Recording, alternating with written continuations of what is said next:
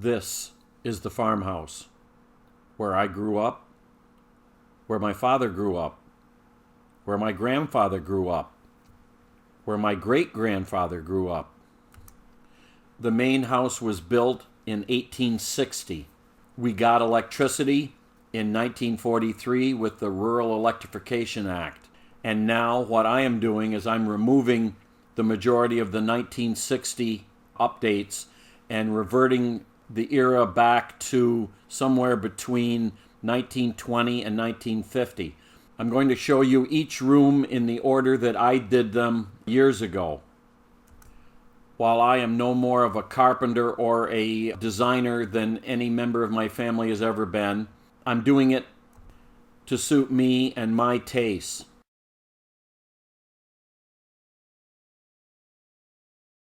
Well, now that we've got the floor stripped down so we know what has got to be done, I'm going to address the walls. There's too much air coming through those walls. We're doing this in the middle of the winter, and while there is air coming up through the floor, there's a whole lot more coming through the walls and around that window. So we started pulling down the wallboard, and our surprise was there was no lath and plaster. There was just the boards that we saw in the kitchen. When we took the drywall off, we saw the same tongue and groove lumber, and that's what's on the walls of the bedroom.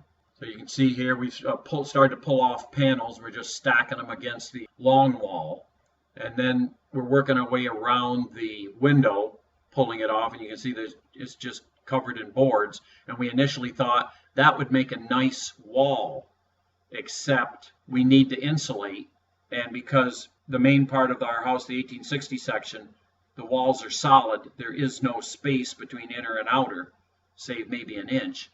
We're going to insulate inward just the way we did in the living room. So you can see we're pulling off big panels now, and then the entire window wall is removed. There's another close-up shot.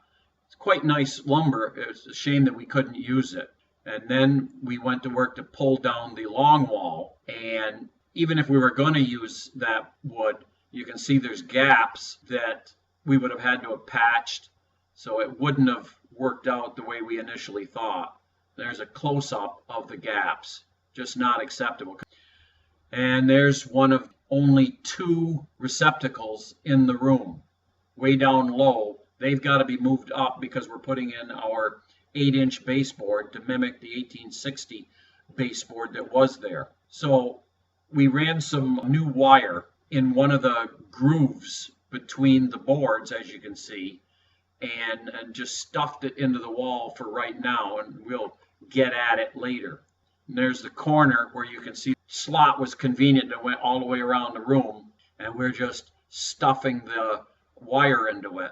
And then we started putting up the 1-inch rigid Celotex insulation with the aluminum backing, shiny side in, to stop the air coming through. And there is the long wall done, and then the short wall by the stairs. And then you can see we put up a sheet over the door to keep the dust down.